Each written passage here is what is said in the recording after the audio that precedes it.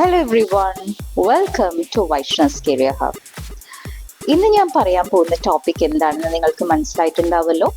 എങ്ങനെയാണ് നിങ്ങളുടെ അഭിപ്രായം മനോഹരമായി പറയേണ്ടത്, ഇതിനെ കുറിച്ചിട്ടാണ് ഞാൻ ഇന്ന് സംസാരിക്കാൻ പോകുന്നത്. നമ്മൾ എല്ലാവർക്കും നമ്മളുടേതായിട്ടുള്ള അഭിപ്രായങ്ങളുണ്ട് അല്ലേ? പക്ഷേ അത് നമ്മൾ എങ്ങനെ പറയുന്നു എന്നതാണ് മറ്റുള്ളവർ നമ്മളെ എങ്ങനെ കാണുന്നു എന്ന് ഡിസൈഡ് ചെയ്യുന്നത്. ഇവിടെ നമ്മൾക്ക് നോക്കാം എങ്ങനെ നമ്മൾക്ക് നമ്മുടെ അഭിപ്രായം മനോഹരമായിട്ടും റെസ്പെക്റ്റോട് കൂടിയിട്ടും പറയാമെന്നത്. ഓക്കെ, അപ്പോൾ നമുക്ക് ടോപ്പിക്കിലേക്ക് ഡീറ്റെയിൽ ആയിട്ട് കടക്കാം. ആദ്യം നമ്മൾ ചെയ്യേണ്ടത് കേൾക്കലാണ്. ഒരാളോട് അഭിപ്രായം പറയുന്നതിന് മുൻപ് അവരുടെ വാക്കുകൾ മുഴുവനായിട്ടും കേൾക്കുക. കേൾക്കുമ്പോൾ വെറുതെ നിന്നാ പോരാട്ടോ. ചെറിയ രീതിയിൽ തലയനക്കാം, ശരി അല്ലെങ്കിൽ മനസ്സിലായി എന്നൊക്കെ തോന്നിപ്പിക്കുന്ന രീതിയിൽ റെസ്പോണ്ട് ചെയ്യാം. ഇത് അവരുടെ അഭിപ്രായത്തെ നിങ്ങൾ റെസ്പെക്ട് ചെയ്യുന്നു എന്ന് കാണിക്കും. മറ്റൊന്നാണ് ശരിയായിട്ടുള്ള ആരംഭം. അഭിപ്രായം തുടങ്ങുമ്പോൾ നേരിട്ട് ഞാൻ സമ്മതിക്കുന്നില്ല എന്നൊക്കെ പറയുന്നതിന് പകരം സോഫ്റ്റ് ആയിട്ട് ചില കാര്യങ്ങൾ നമ്മൾക്ക് പറയാം. ഞാൻ ഒന്ന് വ്യത്യസ്തമായിട്ടാണ് ഈ ഒരു കാര്യത്തെക്കുറിച്ച് ചിന്തിക്കുന്നത് എന്ന് പറയാം. അല്ലെങ്കിൽ എൻ്റെ കാഴ്ചപ്പാട് കുറച്ചുകൂടി വ്യത്യസ്തമാണ് കേട്ടോ എന്ന് നിങ്ങൾക്ക് പറയാം. അല്ലെങ്കിൽ ഞാനൊരു കാര്യം കൂടി ചേർക്കട്ടെ ഇതിൻ്റെ കൂടെ എന്നൊക്കെ പറയാം.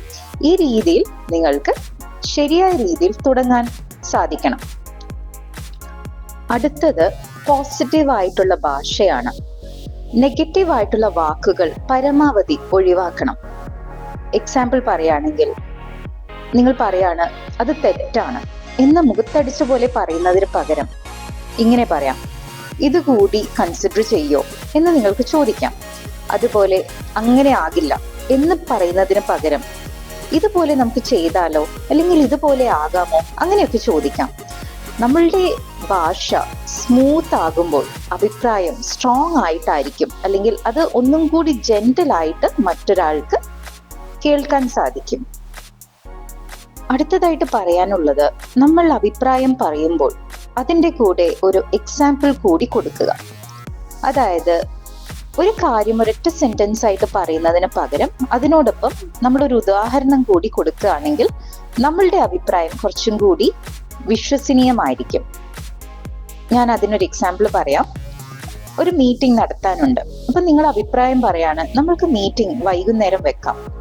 അതൊരു ഒറ്റ സെന്റൻസ് ആയിട്ട് പറയുന്നതിന് പകരം അതിനോടൊപ്പം ഒരു എക്സാമ്പിൾ കൂടി കൊടുക്കാം. അതായത് വൈകിട്ട് നടത്തുമ്പോൾ ഒരു ഗുണം എന്ന് പറയുന്നത് എല്ലാവർക്കും എത്താൻ സാധിക്കും, മാത്രമല്ല ട്രാഫിക്കും കുറവായിരിക്കും. അപ്പൊ അങ്ങനെ പറയുമ്പോൾ നിങ്ങൾ കാരണസഹിതമാണ് അഭിപ്രായം പറയുന്നത്. അത് ഒന്നും കൂടി കൺവിൻസിങ് ആയിരിക്കും. അതുപോലെ അഭിപ്രായം പറഞ്ഞ ശേഷം മറ്റുള്ളവർക്ക് അഭിപ്രായം പറയാനുള്ള അല്ലെങ്കിൽ ചിന്തിക്കാനുള്ള ഒരു സ്പേസ് കൂടി കൊടുക്കണം.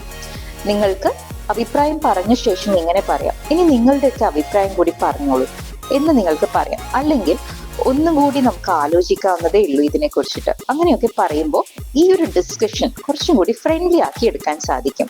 നിങ്ങൾക്ക് നിങ്ങളുടെ അഭിപ്രായവും പറയാം, മറ്റുള്ളവർക്ക് ആലോചിക്കാനുള്ള അവരുടെ സ്വന്തമായിട്ടുള്ള അഭിപ്രായം പറയാനുള്ള സ്പേസ് കൂടി കൊടുക്കാം.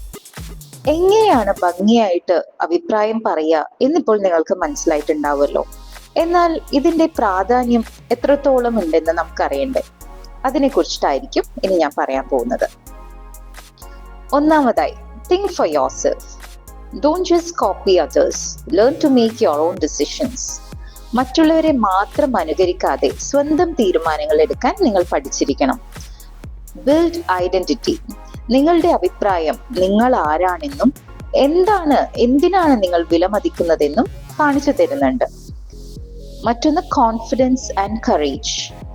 സ്വന്തം അഭിപ്രായം പറയുന്നത് ആത്മവിശ്വാസം കൂട്ടിത്തരുന്നുണ്ട്. മറ്റൊന്ന് ബെറ്റർ ഡിസിഷൻ മേക്കിംഗ്.